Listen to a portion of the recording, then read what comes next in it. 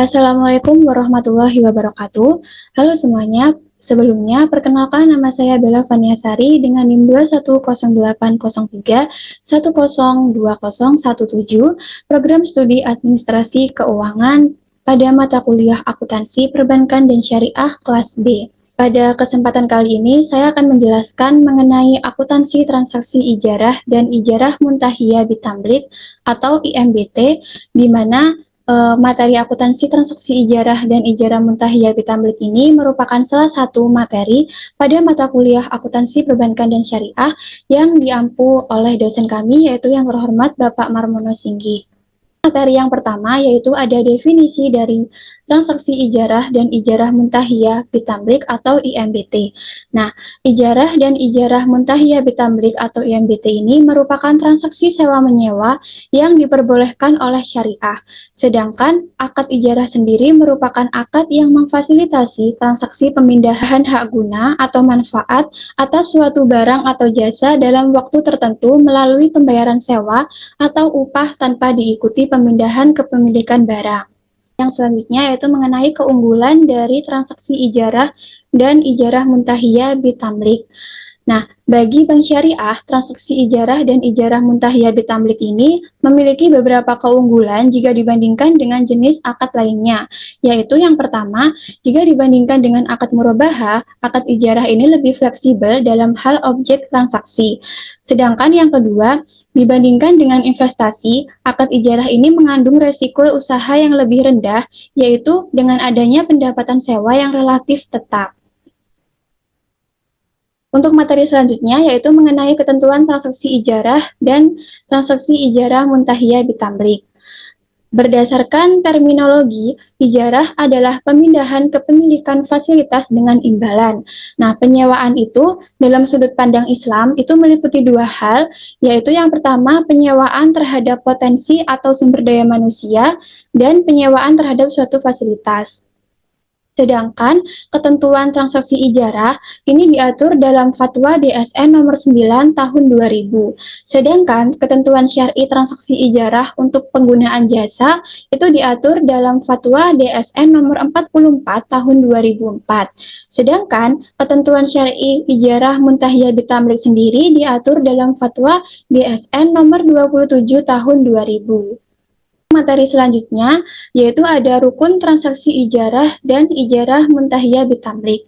Yang pertama ada rukun transaksi ijarah. Nah, rukun transaksi ijarah ini terdiri dari 3, yaitu ada transaktor, ada objek ijarah, dan ada ijab dan qabul. Nah, membahas yang pertama yaitu mengenai transaktor. Transaktor ini terdiri atas penyewa atau nasabah dan pemberi sewa atau bank syariah. Kedua transaktor itu disyaratkan memiliki kompetensi berupa akil baligh dan kemampuan memilih yang optimal seperti tidak gila atau tidak sedang dipaksa atau sejenisnya. Kemudian implikasi perjanjian sewa kepada bank syariah sebagai penyewa itu ada 3. Yang pertama, menyediakan aset yang disewakan, kemudian menanggung biaya pemeliharaan aset, dan menjamin apabila terdapat cacat pada aset yang disewakan. Kemudian kewajiban nasabah sebagai penyewa itu adalah yang pertama membayar sewa dan bertanggung jawab untuk menjaga keutuhan aset yang disewa serta menggunakannya sesuai dengan kontrak. Selanjutnya, kewajiban nasabah sebagai penyewa itu adalah membayar sewa dan bertanggung jawab untuk menjaga keutuhan aset yang disewa serta menggunakannya sesuai dengan kontrak. Kemudian menanggung biaya pemeliharaan yang sifatnya ringan atau tidak material.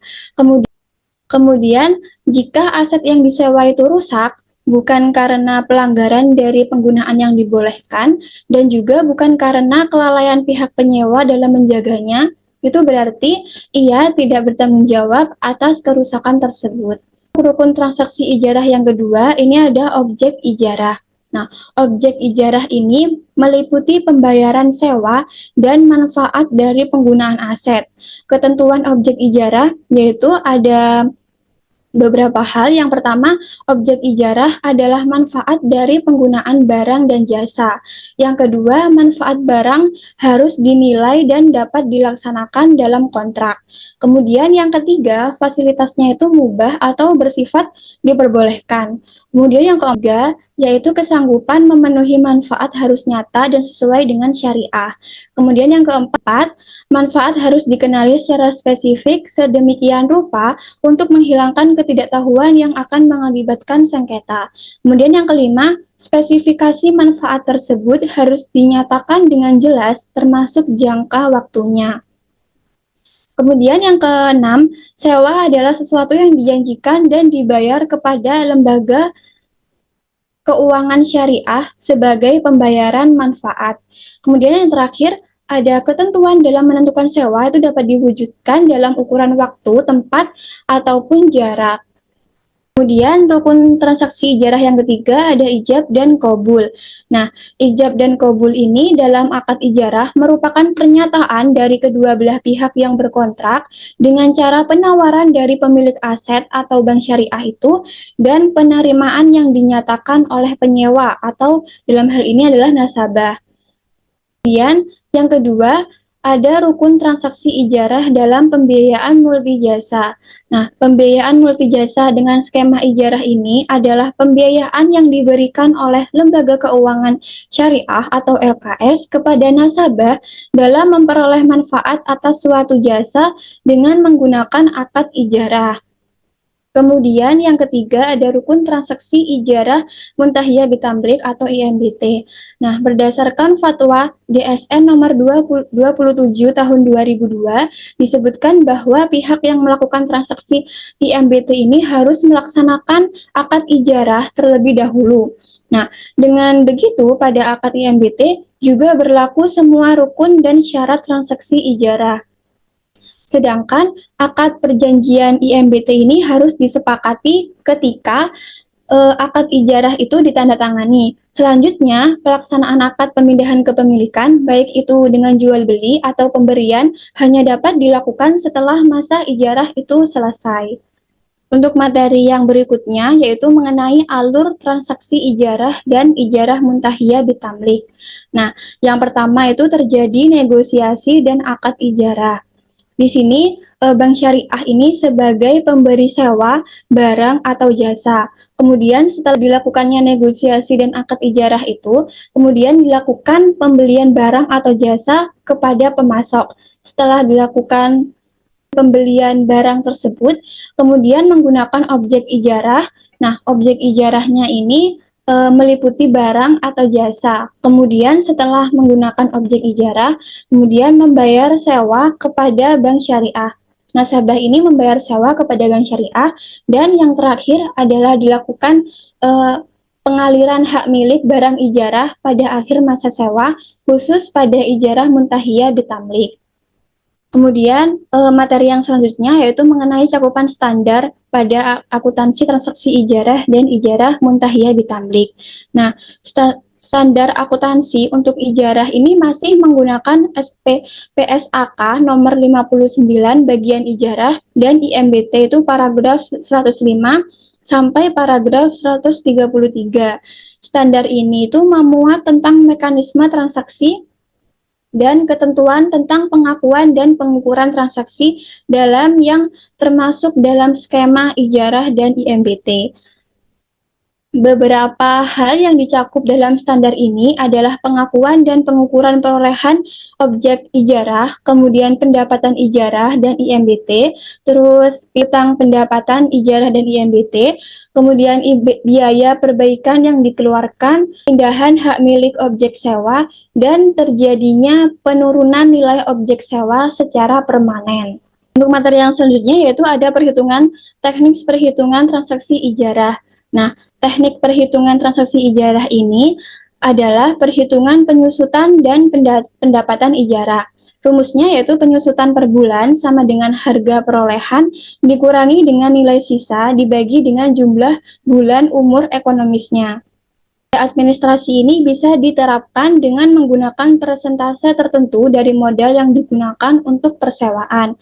Nah, Misalkan dalam kasus itu Bank Syariah menggunakan kebijakan 1% dari modal persewaan, kemudian modal persewaan per bulannya itu diketahui 2 juta dan jumlah bulannya itu diketahui 24 bulan. Jadi untuk menghitung biaya administrasinya ini adalah dengan rumus N% dikali modal persewaan per bulan dikali dengan jumlah bulannya.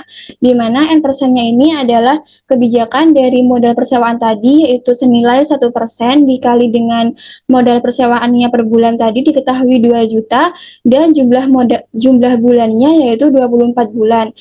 Jadi hasil perhitungannya adalah 1% dikali dengan 2 juta rupiah dikali 24 itu hasilnya 48 juta rupiah sama dengan 1% dikali dengan 48 juta rupiah sama dengan 480.000 rupiah. Untuk materi yang selanjutnya yaitu mengenai perhitungan transaksi IMBT atau Ijarah Muntahiyah Bitamlik. Nah, perhitungan penyusutan aset Ijarah Muntahiyah Bitamlik ini berdasarkan oleh PSAK nomor 59 paragraf 108 bagian B. Objek sewa ini disusutkan sesuai dengan masa sewa jika merupakan transaksi Ijarah Muntahiyah Bitamlik. Rumus dari penyusutan IMBT ini adalah penyusutan IMBT per bulan sama dengan biaya perolehan dibagi dengan jumlah bulan masa sewanya. Kemudian, sedangkan untuk menghitung penentuan dari pendapatan IMBT ini, rumusnya yaitu pendapatan IMBT per bulan sama dengan modal penyewaan ditambah dengan N% modal penyewaannya. Mungkin cukup sekian yang bisa saya jelaskan mengenai materi akuntansi transaksi ijarah dan ijarah muntahiyah bitamlik. Apabila selama video ini saya menjelaskannya kurang sesuai dengan apa yang diharapkan oleh teman-teman yang menonton, dan apabila ada beberapa kata yang salah, saya mengucapkan mohon maaf sebanyak-banyaknya dan terima kasih yang telah sudah menonton video ini. Saya akhiri. Wassalamualaikum warahmatullahi wabarakatuh.